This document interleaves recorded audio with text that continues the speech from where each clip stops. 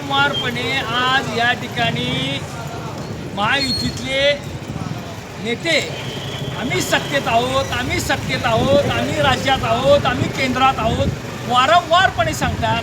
पण वित्त आयोगाचा निधी असेल, केंद्रातले निधी असतील किंवा आणखीन काही निधी असतील ते कोणी थांबवू शकत नाही. हे निधी हे महापालिकेला द्यावेच लागतात.